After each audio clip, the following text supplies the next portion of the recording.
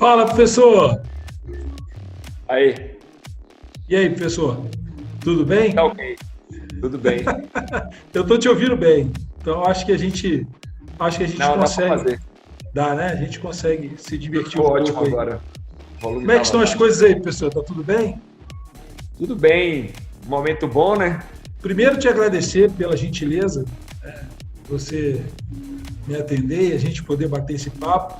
Então, na verdade, já faz tempo que eu quero conversar com você, bater esse papo, né? Conhecer um pouco mais de você e da sua carreira. E as coisas não encaixavam. E hoje, graças a Deus, a gente tá junto aqui batendo esse papo. Eu queria que você falasse um pouco,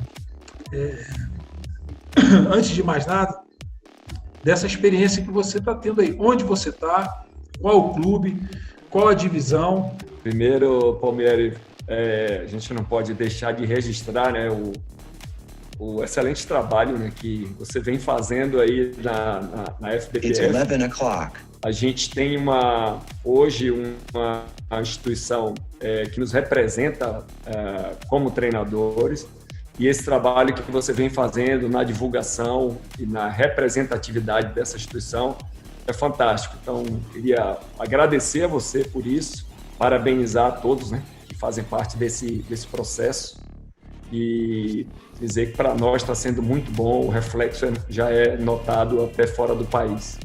Que bom. Bom, a gente está aqui na Arábia Saudita, né? Já é minha segunda temporada no Al Faisal.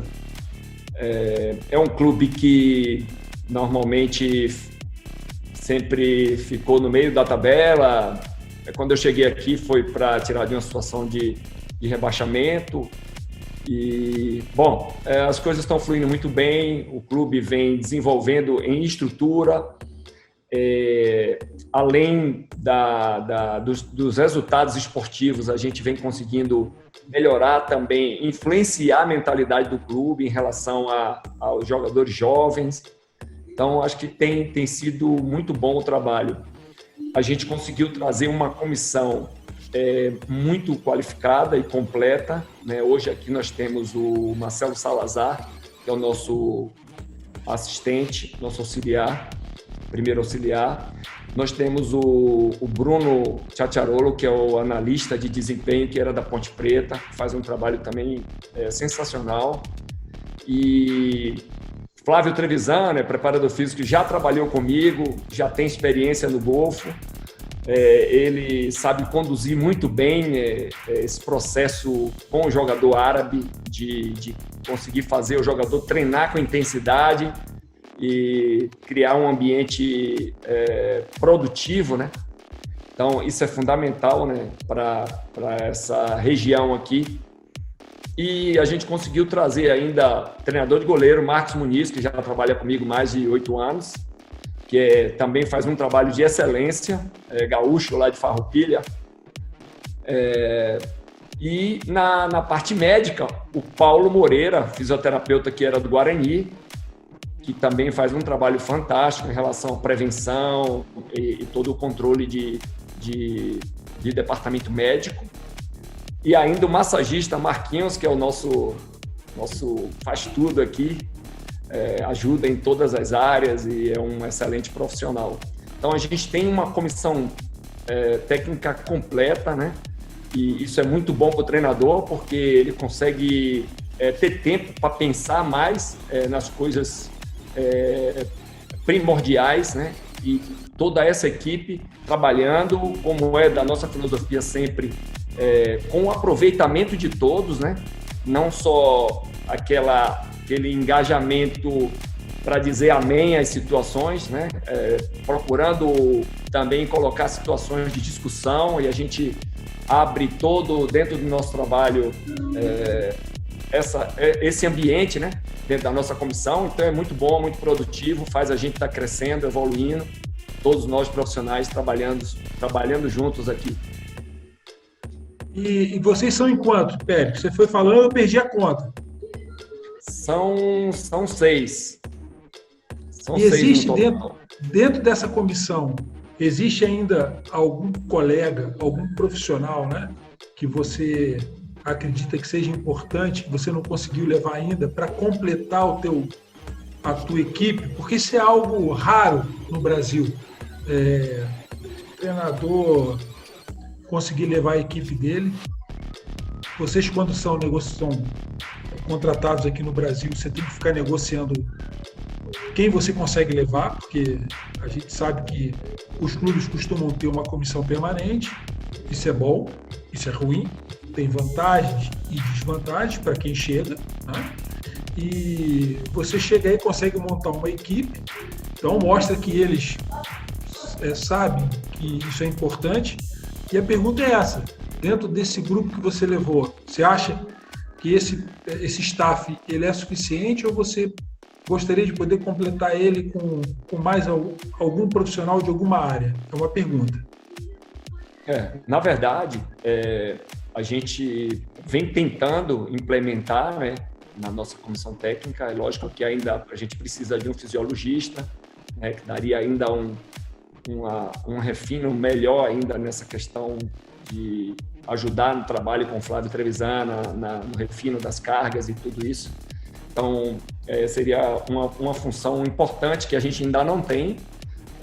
Também por conta da cultura do país, que nenhum clube tem fisiologista aqui, não é só o nosso clube, então ainda não existe essa cultura, então é um pouco mais difícil para implantar. A questão da nutrição também, que eu acho fundamental. Por exemplo, no Hilal, quando eu fui o ano passado, trabalhei um mês emprestado pela primeira vez como treinador na minha carreira. Eu fui emprestado para o final da temporada para o Al Hilal. Pô, é inédito, né? Isso é inédito. Pois é. E, na verdade, lá eles tinham um nutricionista, que era a antiga comissão técnica de Jesus, né? Que tinha ficado. E o nutricionista foi um que continuou dessa comissão de Jesus, e nós trabalhamos nesse período lá. Então, um trabalho fantástico, profissional excelente, Diogo. E isso a gente também sente falta aqui, né, de ter uma pessoa da nutrição, e a gente vem cobrindo mais com os nossos profissionais que estudam, né, dessa área. Mas é também um processo lento, né, para a gente conseguir implantar isso num clube como o nosso, por exemplo, que é um clube emergente, que não tem, por exemplo, o orçamento que tem o Hilal, né? O Hilal é o maior clube da Arábia Saudita em termos de orçamento. Então, aí lá tem toda a condição que o treinador queira implantar, né? Que existe orçamento para isso. Então, aqui a gente tem que fazer dentro das limitações do clube, mas o clube tem assim, se esforçado muito em investir na estrutura, em adquirir equipamentos que nossa comissão técnica tem recomendado. Então, nesses últimos 2 anos, a equipe investiu bastante nesse aspecto, e hoje a gente vem colhendo aí frutos disso, né? O clube vem brigando por uma classificação na Champions League da Ásia, que é uma coisa histórica e nem era planejada para o clube, né, nesse ano. Mas graças a esse trabalho, todo esse contexto favorável, inclusive de organização administrativa, o nosso clube é um dos clubes que salário até dia 3 de cada mês, os bônus sempre entre um jogo e o outro, a gente já recebe o bônus do jogo anterior. Então, existe uma organização muito boa hoje, financeiramente e administrativamente, nesse sentido, o nosso clube. Você foi falando, eu tenho um monte de pergunta para fazer.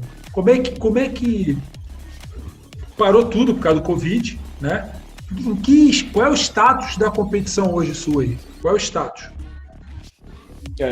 Veja bem, uma coisa importante que vale a pena ressaltar da Liga da Arábia Saudita agora é o segundo ano, a segunda temporada, que eles abriram para 7 estrangeiros. É o único país aqui da região da Ásia, né, que tem a possibilidade de contratar 7 estrangeiros e eles podem jogar simultaneamente. Então, isso fez o nível da liga aumentar muito, o nível realmente cresceu, e E chegou a um ponto de equilíbrio também, porque o governo também injetando dinheiro em clubes que tinham um orçamento menor, isso fez, vamos dizer, essa diferença diminuir um pouco. Equilibrou, né? Apesar de existir grandes diferenças, mas ainda começou a se ter um equilíbrio, né? E ao ponto de, quando parou a liga, você não poderia apostar nenhum resultado, ter convicção de nenhum resultado. Do primeiro jogando com o último, você não saberia quem... Você não cravaria um resultado num jogo como esse. Então, existia um equilíbrio muito interessante. Após a pandemia, esse retorno, aí houve um cenário um pouco diferente. Alguns clubes tiveram mais problemas por conta da apresentação de jogadores com o Covid, que tiveram que fazer quarentena. O tempo de preparação, como foi menor, ainda tirando os 10 dias de quarentena, isso termina pesando ainda mais, né, na preparação da equipe. O Hilal, por exemplo, que foi campeão com 2 rodadas de antecedência, nessa última rodada, o Hilal já foi campeão antecipado. Foi o clube que conseguiu chegar no país com todos os estrangeiros na data que foi autorizada pelo governo. Todos os outros clubes chegaram com delay. Não conseguiram essa mesma organização. Então, o Hilal também saiu na frente nesse sentido. E, além de ser a melhor equipe, ainda teve essa diferença de preparação. Nós tivemos uma condição muito boa, porque nós tivemos poucos números de jogadores com Covid, e isso nos possibilitou fazer uma boa preparação de uma maneira geral. E nossa equipe reiniciou numa condição muito boa em aspecto de ritmo de competição, em nível físico. Então, isso foi assim, importante para a gente fazer uma boa retomada. Então, agora aqui faltam 2 rodadas, né, para finalizar a competição. Já existe o campeão, mas existe uma briga ainda ali para a classificação da Asia Champions League e a briga de baixo pelo rebaixamento. Então, essas 2 rodadas aí vão definir essas posições. Quantos classificam para essa Champions aí da Ásia? 4. 4 times. Então, o seu time está brigando para ficar entre os 4, é isso? Entre os 4 a gente classificaria para a Ásia. Faltam 2 jogos?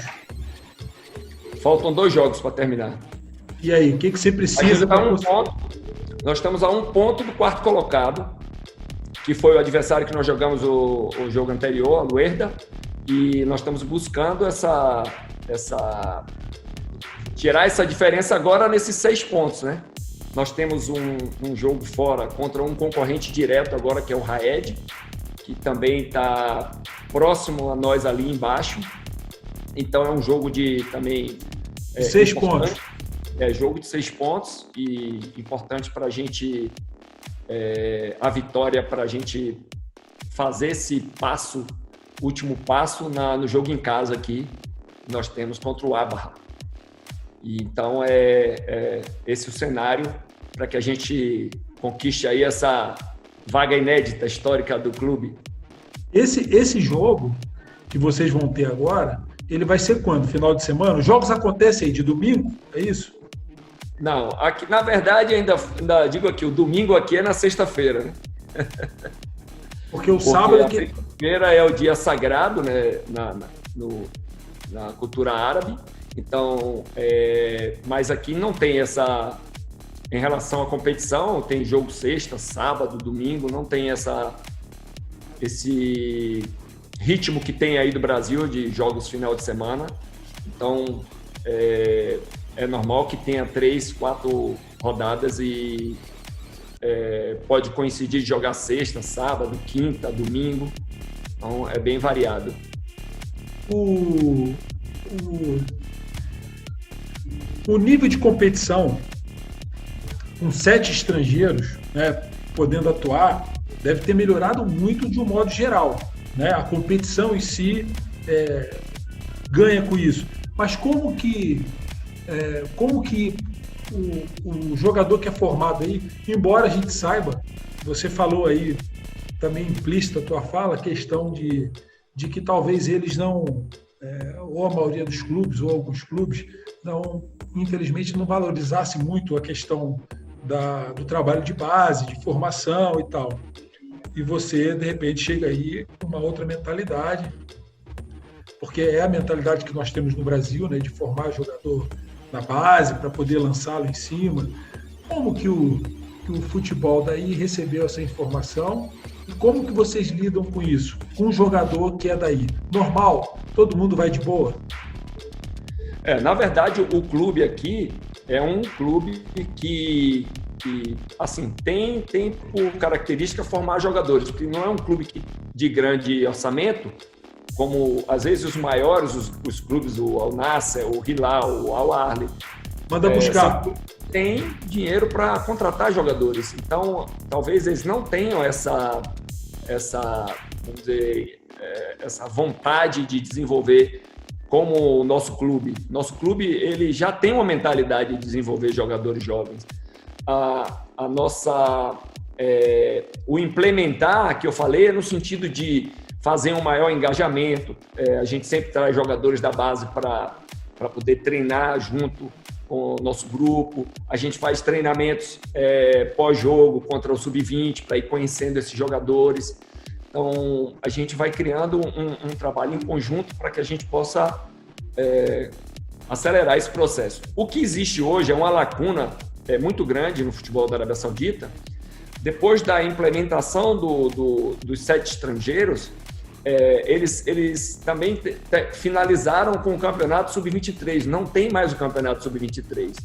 Então, aí ficou uma lacuna, porque do campeonato sub-19 e jogadores jovens fazem parte do grupo que precisam desses jogos como um complemento de formação, eles não têm esse espaço. E com 7 estrangeiros, os espaços para os jogadores jovens ainda são menores. Então, a gente fica com jogadores que precisam de jogo, precisam de competição, mas ficam ali com essa última fase de formação comprometida em função de não existir competições, e a gente tenta compensar isso com jogos amistosos, tentando minimizar, né, essa ausência aí. Eu tenho falado bastante com o clube, tem se posicionado junto à federação, também alguns clubes já têm se pronunciado em relação a isso, de voltar ao Sub-23, que é importante para o desenvolvimento dos jogadores novos nos clubes e também o próprio desenvolvimento do futebol do país, né? Da própria seleção, que hoje tem poucos jogadores, espaço para poucos locais jogarem em função da quantidade de jogadores estrangeiros que chegam, que normalmente chegam com nível nível técnico sempre maior. Geograficamente, onde você está aí? Onde o time se encontra? Cidade, perto da onde? O que destaca aí? Aqui a nossa cidade é uma cidade próxima de Riad, 1h30 de carro aqui para Riad. É uma cidade pequena, mas a gente tem uma cultura, tem 2 clubes profissionais, né, o Al Faisal e o Feira. São 2 clubes da primeira, da Pro League, né, que disputa a Liga Top da Arábia Saudita. Então, é uma região que já tem uma cultura forte do futebol, né? E quando agora a gente está sem essa possibilidade de contar com os torcedores no estádio, né? Então, perde um pouco desse ambiente de jogo, né, com a torcida, mas apesar da cidade ser pequena, a gente tem sempre um estádio com muitos torcedores, e isso é um cenário muito legal para os jogos. Eu ia te perguntar isso. A torcida comparece, o estádio tem capacidade para quantos torcedores? Você sabe me dizer, Pedro? Olha, o nosso estádio aqui, eu não sei dizer exatamente. Sim. Mas,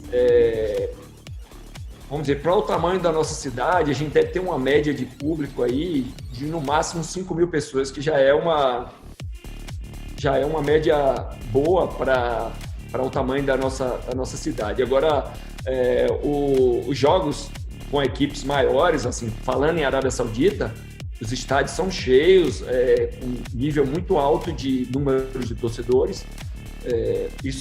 Existe um ambiente muito legal aqui da torcida, a rivalidade, existe todo esse ambiente de extracampo muito legal dos torcedores aqui. Como é que é a sua rotina aí, professor? Como é que a gente sempre fica... Eu fui algumas vezes para esse universo aí, por conta do futebol também. Quando eu fui, era um calor infernal, era algo assim sobrenatural, e as rotinas, né, elas mudam. Como é que é a sua rotina aí? Na verdade, a gente está no período agora, que é o período do calor, né? E os nossos treinos são sempre após a última reza, que seria a reza ao pôr do sol, Magreb. Então, a gente tem o nosso treino está começando às 7 horas da noite, por aí. Nesse momento, a temperatura é mais agradável, né? Mas ainda no período do dia, aqui tem batido 43, 45 e às vezes até 47. Então, e essa semana agora começou a melhorar, 40, 41, mas a gente tem que treinar à noite, porque fica inviável treinar durante o dia no período do calor. Eu não resisti a sorrir aqui, você falou assim, ficou mais agradável, 41, 42, rapaz! 39 na sombra aqui, é agradabilíssimo. E de noite também é quente, aí é muito úmido, é isso? É um calor úmido? Não, ou é seco? Aqui não aqui na Arábia Saudita tem algumas cidades que são mais úmidas, que são lá Jeddah, Dammam. Aqui, próximo a Riad, é mais seco. E também, quando vem frio mesmo. E uma coisa importante, Palmeiras, a Arábia Saudita, na verdade, está vivendo um momento novo assim, em relação à questão política e tudo, de política de abertura do país. Então, eles têm um projeto até 2030 para transformar o país em um país de turismo. Então, várias coisas vêm acontecendo, o país está ficando muito mais aberto, inclusive com várias normas que já foram extintas, né, para tornar uma vida mais agradável para os turistas e para as pessoas que são os estrangeiros que moram aqui. Então, hoje, o formato da Arábia Saudita é muito mais leve, né? Então, as mulheres conseguem dirigir, que antigamente não poderiam dirigir. Não existe mais uma obrigatoriedade.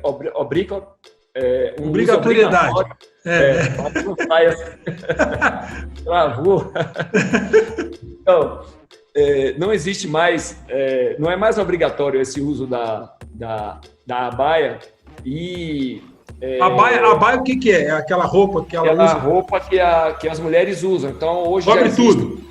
Exato. Hoje, as estrangeiras, alguns estrangeiros já não usam. Então, existem várias coisas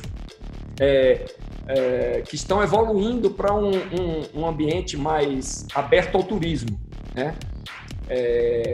E o que seria... Se eu fosse aí hoje, claro que eu ia para o campo prestigiar um amigo, assistir uma partida de futebol e tal. Mas um turista, além do futebol, e claro, esse espetáculo visual, né? Porque é um negócio diferente, né? É uma arquitetura diferente de tudo que a gente está acostumado a ver por aí. Quando você já está chegando de avião, você já vê um negócio diferente. O que mais que a gente...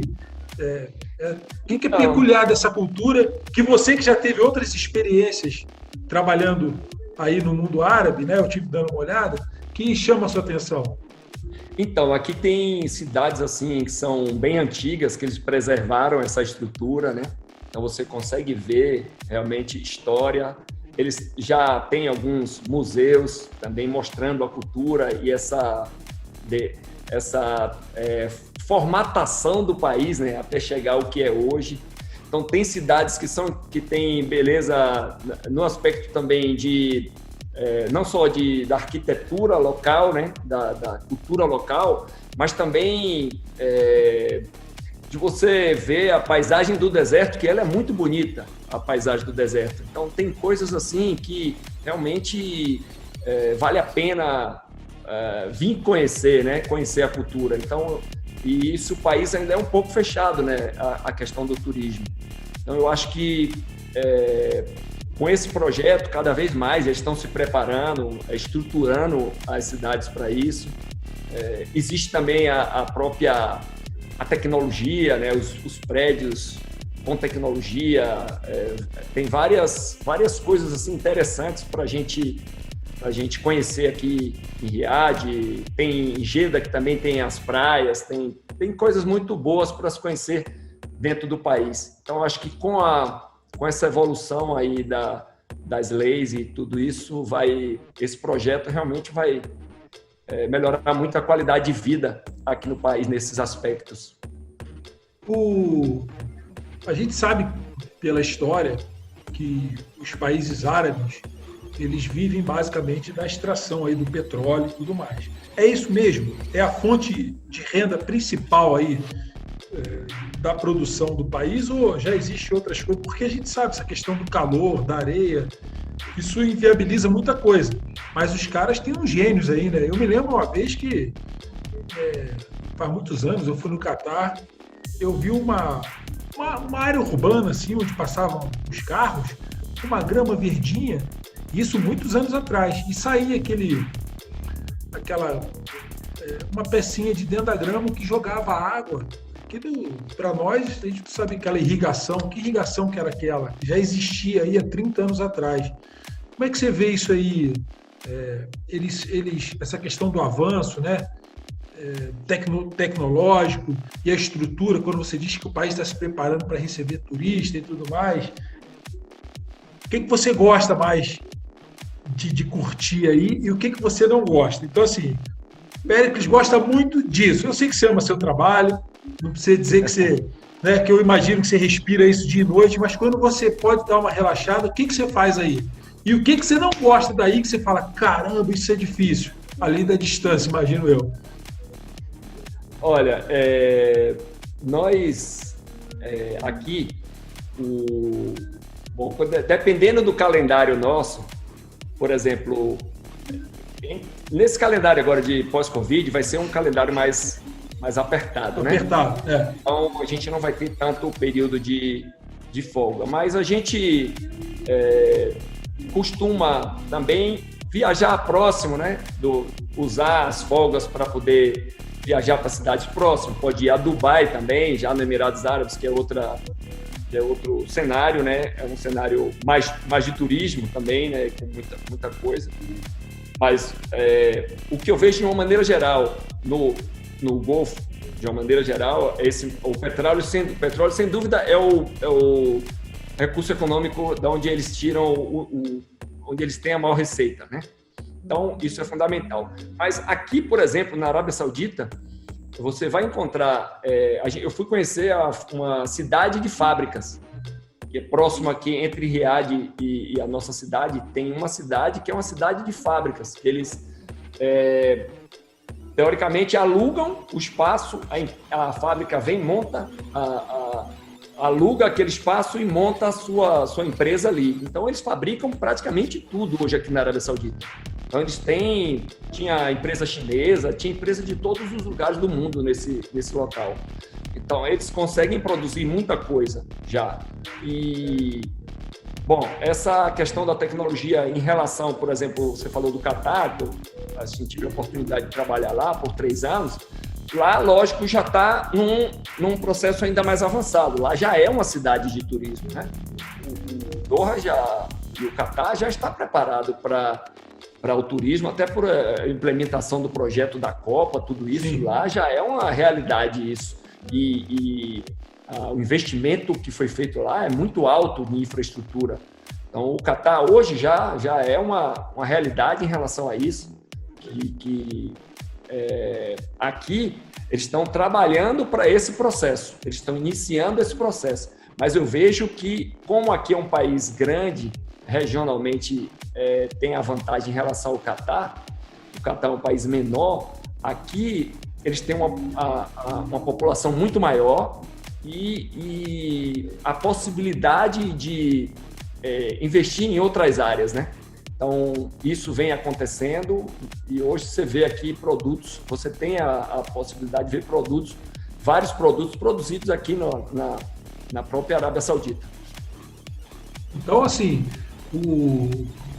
a gente sabe que o carro forte é o petróleo, mas também o tempo passou, né? Esse povo tinha que arrumar outra coisa aí para poder realmente capacitar o povo, até porque essa questão da energia limpa, né? Ela é uma realidade do mundo. Então, esses países que vivem, claro que o petróleo não vai deixar de ser consumido de uma hora para outra, mas a energia limpa, energia, né, elétrica, essas coisas que a gente tem visto aí com a evolução, para ter mais cuidado com o planeta, com a questão da ecologia e tudo mais, eles realmente precisavam dar um up. E essa questão aí do turismo é um negócio bastante interessante, porque realmente agora a história, né? Tudo. A religião predominante aí, professor, é o Islã, é isso mesmo? A maioria, exato, né? É a religião muçulmana. É isso. E isso. É o Alcorão, não é isso que eles. Exato, é o Alcorão, que é como se fosse a Bíblia. A Bíblia deles, né? E como é que vocês convivem com isso aí? Na boa, a turma para de treinar para orar ou você já faz o treinamento fora do horário, que é para não atrapalhar? Então, toda a programação é montada em cima dos horários da reza, né, que são sagrados. Quais são os horários, professor? Curiosidade. Uma coisa importante, assim, eu tive a oportunidade de trabalhar aqui na região, no Catar e na Arábia Saudita agora, mas eu trabalhei 4 anos em um clube, depois mais um ano, 5 anos no Japão. Então, são culturas diferentes, mas uma coisa que eu acho fundamental, a gente fazer tudo montado na cultura do país, na cultura do clube. A gente tem as nossas ideias, a nossa metodologia, mas fundamental essa interação e respeitar muito a cultura, não só a cultura local, né, do país, mas também procurar adequar a sua metodologia à cultura do clube, assim, a característica, né, daquele clube. Então, eu acho que isso são pontos importantes, que eu nunca realizei, nunca tive as mesmas ações em todos os clubes. Cada clube a gente procura buscar qual o melhor formato, em cima da nossa ideia de valorização do ser humano antes do jogador, antes do profissional, de comissão técnica ou antes do jogador. Para nós, o ser humano é o mais importante. Então, a nossa filosofia de trabalho vem disso, né? Que é manter um ambiente produtivo de staff, um ambiente de harmonia e de produtividade, assim como também um ambiente dos jogadores. Que o atleta chegue para treinar com alegria, que tenha motivação para fazer o trabalho, o treino, como uma coisa agradável, não uma coisa chata que apenas para buscar o resultado. Então, isso é uma coisa que a gente procura criar um ambiente produtivo e isso eu acho que facilita muito desenvolver todas as ideias e alcançar os melhores resultados, porque estando a pessoa em 100%, você vai ter o seu melhor profissional. Então, isso aí eu acho fundamental em todas as culturas. E aqui, essa questão do horário da reza, são, na verdade, 5 horários, né? Eles vão mudando, começa no nascer do sol e tem o pôr do sol. Então, são 5 horários que eles têm essa parada para a reza e a gente procura encaixar toda a programação no sentido de não comprometer esses horários. Então, não tem problema nenhum, tudo acontece da melhor forma. A gente também, quando é possível, que a sexta-feira é o dia mais dele, da família, então quando a gente consegue encaixar a folga na sexta-feira, a gente também tenta fazer isso para facilitar para os atletas. Então, todo esse cenário aí, visando a gente ter o melhor de cada um no dia a dia. Eu perguntei, vou insistir, o que você... Vou imaginar que seu contrato terminasse amanhã, aí o Péricles foi para casa. Aí o Péricles sentou e falou assim, rapaz, eu tô com saudade daquilo de lá. Quando eu perguntei o que você gosta daí, é isso, né? O que é legal aí que você fala assim, pô, isso é muito legal. O quê? Olha, eu admiro muito o momento eu acho bonito a chamada da reza. Eu acho um ambiente, a gente para tudo, né? Inclusive quando a gente está no treino que tem a última chamada, é um período que a gente já está durante o treino, então a gente para aquele momento para ouvir. É um momento bem legal, assim.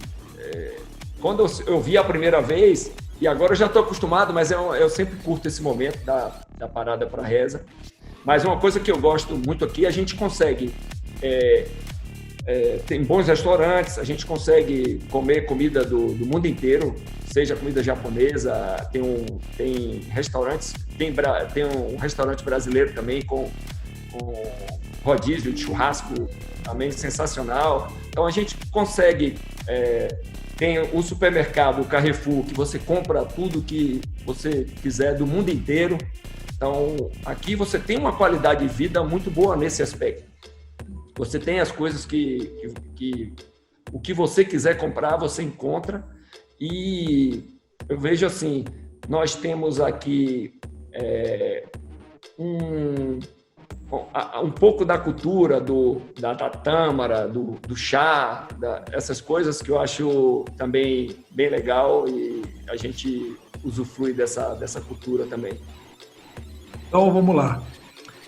Eu estou ouvindo você falar, e claro que o Brasil é um país de belezas naturais, quase imbatível, né? Se você for correr o Brasil todo aí, eu sei que tem muitos lugares no mundo que são lindos, então o Brasil não perde para esses países, mas cada um com a sua beleza. Mas pensando em futebol, né, a gente vê que o semblante, a aura de quem trabalha fora, que é a sua, por exemplo, eu estou tendo o privilégio de, pela primeira vez, bater um papo assim com você. Então, eu também não posso me arriscar a dizer que o Pérez, quando está no Brasil, ele é diferente. Mas eu posso me atrever a dizer o seguinte, que isso é quase que peculiar, né? Eu tenho colegas que trabalharam e trabalham fora, alguns que estão aqui desejam retornar para trabalhar fora. E eu não falo só por causa do aspecto financeiro, porque todo mundo trabalha para ganhar o seu dinheiro e não tem problema nenhum nisso aí. Todo mundo trabalha para garantir o seu pãozinho de cada dia.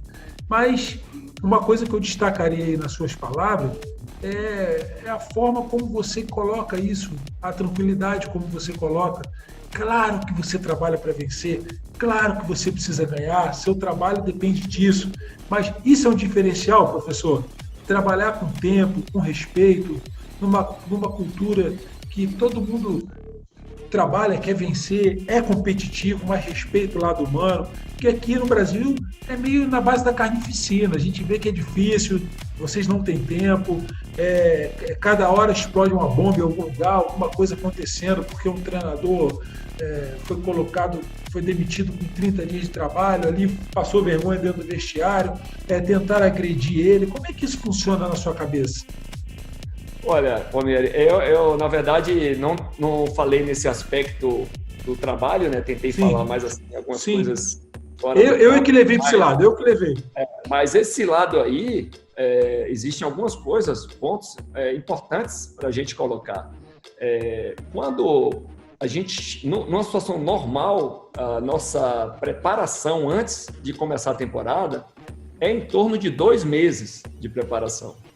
Então, você consegue realizar um período de preparação de pré-temporada.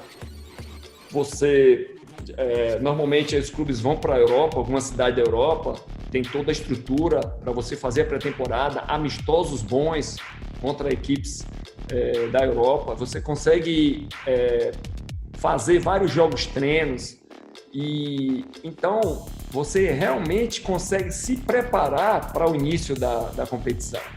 Então, isso se for comparar com essa condição de Brasil, isso aí é uma das coisas que eu mais vejo vantagem, né, para nós que trabalhamos fora do país, é ter essa estrutura de poder desenvolver um trabalho, inclusive, como no meu caso, que já renovei o contrato por 2 anos, ainda tenho mais uma temporada no mesmo clube, então eu já vou fazer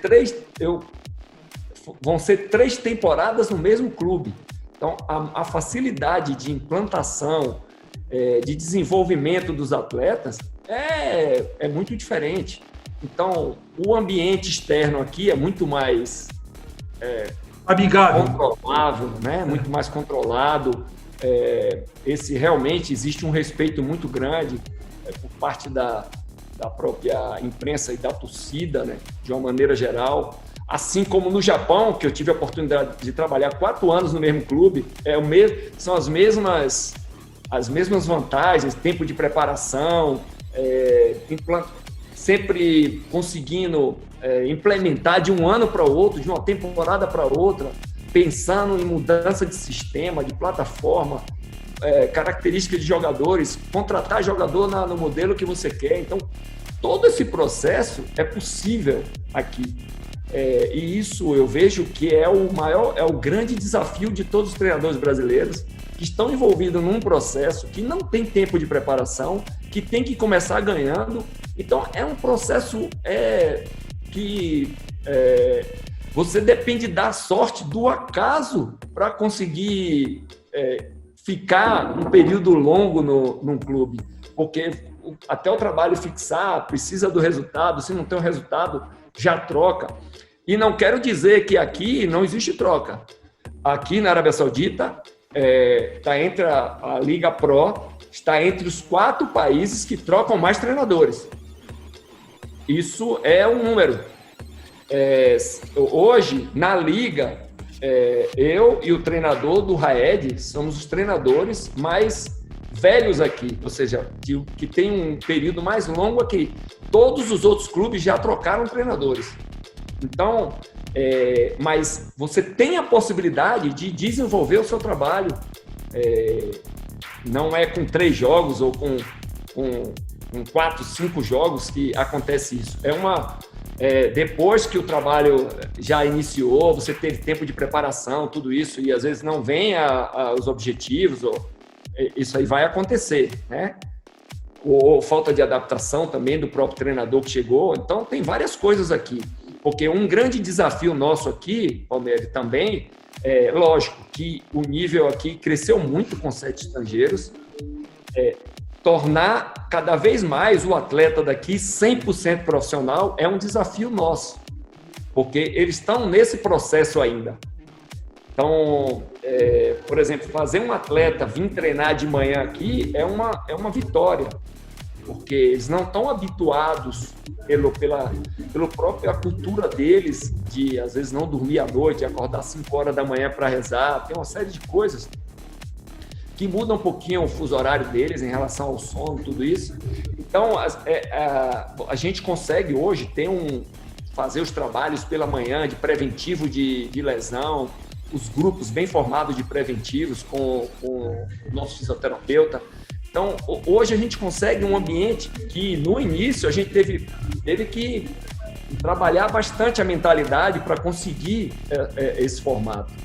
Mas esses são desafios daqui que a gente tem pelo fato de ainda estar se formatando o 100% profissional dos atletas. Então, eles estão, nesse momento, também sendo influenciados pela grande quantidade de estrangeiros. Então, hoje já existe uma evolução muito boa nesse aspecto, né, de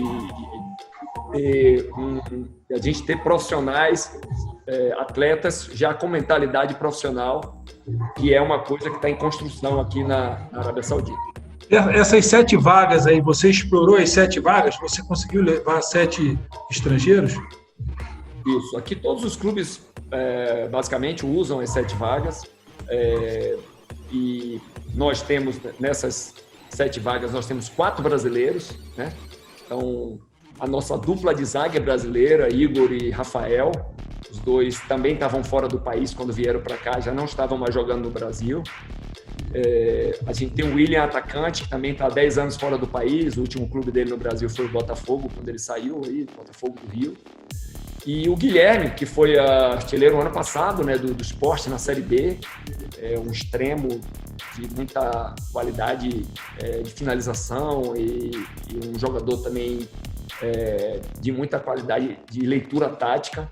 E a gente, com esses 4 brasileiros e mais 3 estrangeiros, a gente tem um grupo forte de jogadores estrangeiros. Como é que é a formação do seu time? Como é que você joga aí? Você tem uma formação que você gosta de entrar com ela ou você mexe muito? Como é que você faz?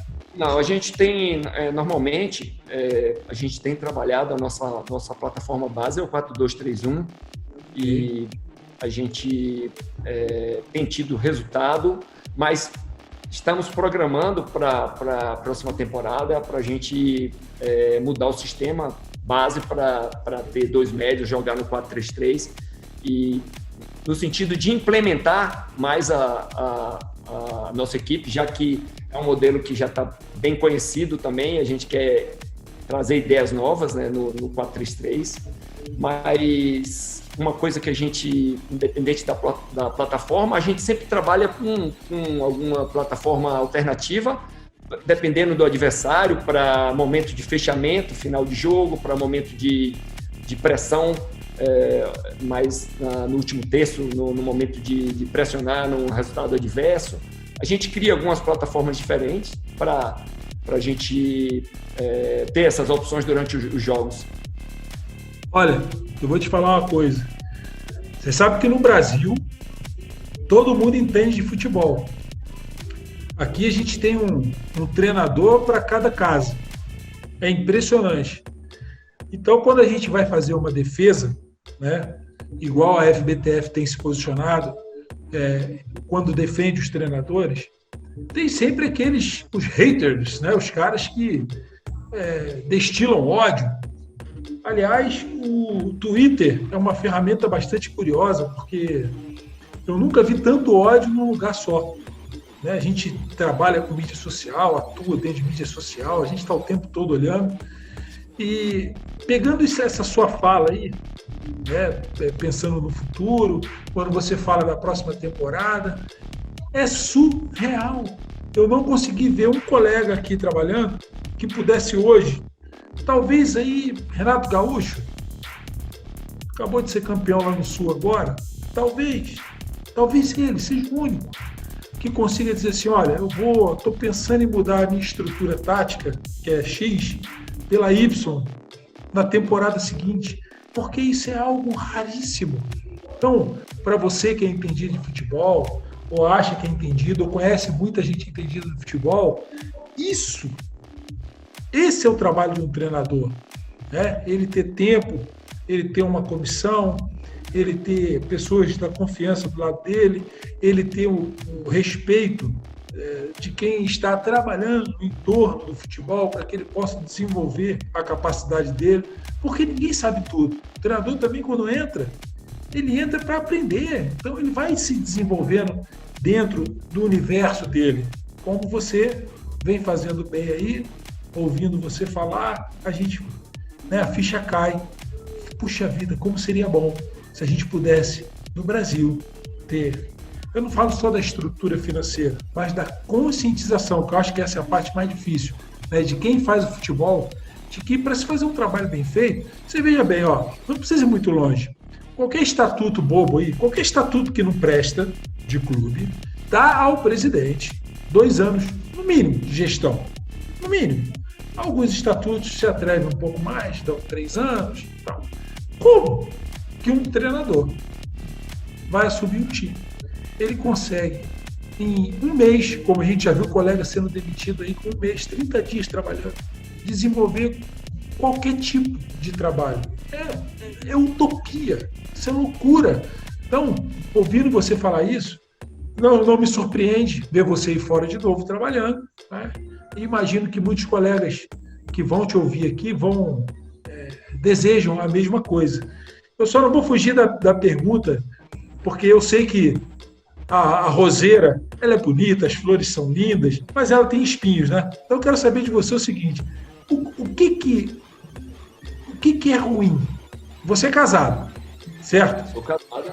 Tem filhos? Eu vi uma foto sua, aliás, Parabéns, uma família linda, né? Muito legal isso aí, de coração, muito bacana. Que Deus abençoe vocês aí, que vocês tenham muita saúde para viver junto.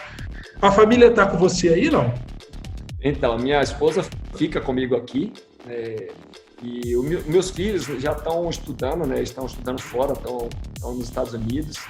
Um já faz universidade, a outra ainda está Luana está no high school, e Lucas já faz universidade, já faz último ano de Sports Management. E minha esposa sempre me acompanha e está aqui desde o momento que os meninos criaram a idade de já terem uma certa independência. Poder sair, Mas no início, o Japão, por exemplo, eu viajava com a família, toda a minha família foi para o Japão. Minha filha alfabetizou primeiro em japonês, depois é que ela aprendeu português. Show de bola! Então, muito meu bom. filho estudou 4 anos em escola japonesa, então eles também vivenciaram o Catar, aprenderam muito aí, tiveram essas experiências aí, culturas bem diferentes, mas agora eles estão mais seguindo já o caminho aí deles. E minha esposa sempre me acompanha, e é fundamental, porque você estar com a família aqui é muito importante, né? E isso aí ajuda. Mesmo, claro. E eu fico feliz de ouvir isso, porque é difícil, né? De repente o colega que está trabalhando fora, dependendo da condição dele, né? Não é todo mundo que vai trabalhar como head coach. De repente você tem uma condição mais desfavorecida ou menos favorecida, né? E aí você não pode, ou você não quer levar. Eu conheço muitos colegas que trabalham fora e não podem levar suas esposas, então eu sei que é uma vida doída, à distância. Então, se não for à distância, meu caro Péricles, qual é o espinho? O que você vê com mais dificuldade aí fora quando você, ao desenvolver esse seu trabalho aí? O que te incomoda? Olha, bom, essa questão aí a gente já se adapta fácil, né, com essa questão do clima aí, é um ponto, né, um ponto desconfortável, né? Você tem que eu entrei no meu carro, estava muito quente, né? Porque estava no lugar descoberto, e eu fui para STC botar crédito no meu celular. Quando eu cheguei na porta, o cara tirou minha temperatura, mandou eu voltar. Porque o carro estava muito quente, então eu devia estar com a temperatura muito alta. Claro. Mas é apenas uma história só para ilustrar, mas essa questão do clima é uma coisa que você tem que realmente saber conviver, né, nesse período mais quente. Tem as tempestades de areia, que você também tem esses incômodos, né? Tempestade de areia, sério? Tá treinando, para tudo, é desse jeito? E nem sempre para. Quando não dá para treinar mesmo, a gente para, mas já teve momentos da gente treinar com tempestade de areia e segue o jogo. Você tá brincando? Os caras foram, porque a água, a gente está acostumado com a água aqui, né? Chuva, tá beleza, mas tempestade de areia, cara, eu não consigo pensar. Goleiro, por exemplo, que era a minha posição, o cara vai chutar, eu tenho que olhar, eu tenho que ver a bola, e areia, como é que faz? E é desse jeito mesmo, tapa tudo, é coisa pesada. Eu acho que além disso, dessa questão assim, desses desconfortos desse desconforto do clima, talvez a gente, no dia a dia, tem algumas coisas que você tem que ter paciência, né? Porque, como eu te falei, o jogador árabe ele está num processo de se tornar 100% profissional. Então, você tem que ter paciência, porque senão você vai ter um estresse também com isso todos os dias. Então, esse ponto também é um ponto que você tem que trabalhar, é um desses espinhos aí que você tem que lidar, inclusive até no cenário de quando você solicita alguma coisa do clube, às vezes ele demora um pouco mais, bucla chala. O termo é esse. É o quê? Significa o quê? Amanhã, se Deus quiser.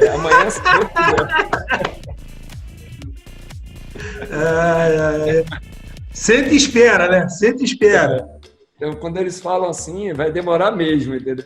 Então, tem que ter essa parte de ter a paciência de conviver com esse processo, né? De saber conduzir esse processo para não estar em zona de atrito a todo momento, também é um ponto é um obstáculo a ser vencido. A você, se eu não estou errado, eu conversei essa semana com o Carlos Amadeu, ele é baiano, falou que você é da terrinha, então você é um cara paciente, você tem aí, ser longânimo. Eu não sei se é verdade, se é mentira, essa história toda, mas a verdade é que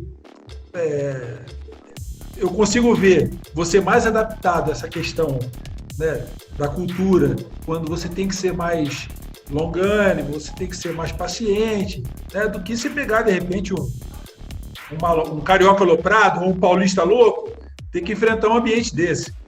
Não, sem dúvida, o meu perfil psicológico como treinador é bastante favorável à adaptação. Tanto é que eu trabalhei 3 anos no Catar, 5 anos no Japão, e assim, um dos pontos mais fortes é sempre que eu consegui ter uma boa gestão de grupo e implementar minhas ideias e tal, mas manter sempre uma boa gestão, uma boa liderança. E isso é fruto também do meu perfil psicológico, eu acho que isso ajudou bastante. Na verdade, o brasileiro, de uma maneira geral, ele é um treinador criativo e também tem muito essa questão de saber ter esse relacionamento, interrelacionamento humano, é um fator primordial, né? Além do seu conhecimento aí, da capacidade do conteúdo do futebol, mas isso aí também é muito importante para se adaptar fora do país. Então, é importante isso e buscar, né, a cultura local, todo esse processo. No Japão, por exemplo, eu passei 4 anos, eu consigo me comunicar em japonês. No último ano eu já falava em japonês. No treinamento eu já falava em japonês durante o treino. Então eu consegui aprender, eu estudei a língua. Eu acho que é importante quando você está há muito tempo. Aqui eu estou pouco a pouco aprendendo algumas palavras, mas como a gente usa muito inglês aqui, então você termina se acomodando e não aprendendo muito árabe. Já no Japão eu não conseguia usar o inglês, porque já não era mais comum. Então eu acho fundamental todo esse processo aí de se afinar com a cultura do país.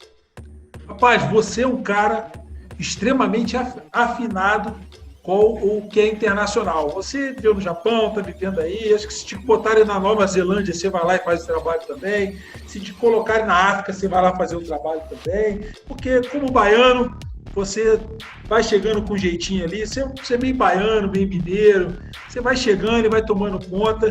Eu quero te dar parabéns por tudo que eu ouvi. Com certeza isso aqui é um grande aprendizado. Está sendo para mim, será para muitos colegas. Dizer para você que é uma alegria ver você aí, sendo bem sucedido, com a família linda que você tem. Também isso serve de exemplo para muitos colegas, né, que têm as suas famílias e almejam aí coisas melhores no futuro. Que você tenha sucesso e nos mantenha informados. O que vai acontecer nessas próximas 2 rodadas? Se você conseguiu passar, a gente torce que sim. E caso isso não aconteça, porque o universo do futebol é assim, né? Quais são os projetos, os planos futuros, e a gente está aqui sempre à sua disposição. E, de coração, parabéns. Você é um Highlander, é um sobrevivente. Está aí, lutando e vivendo bem. Porque o mais importante é que você falou, é o lado humano. Né? Viver, fazer os enfrentamentos, mas fazer com alegria, né? Curtindo cada momento. E eu percebo que você consegue fazer isso. Pô, eu agradeço muito, Palmieri, aí a oportunidade de trocar essas ideias com você. Eu vim acompanhando aí as lives de outros colegas aí e já estava muito ansioso por esse momento e feliz de poder ter participado com você. E vamos classificar para a Ásia e vamos fazer aí uma live especial de classificação. Pode me clicar que a gente faz na hora. Muito obrigado aí. Estenda um abraço a toda a sua comissão, a sua esposa, seus filhos. Que vocês tenham muito sucesso aí e mantenha a gente informado, tá bom, professor? Muito obrigado. Grande abraço. Eu que agradeço. Assim que estiver pronto, eu te passo o link. Fica com Deus, viu? Amém. Valeu, Péricles. Sucesso, cara. Show de bola. Obrigado, hein?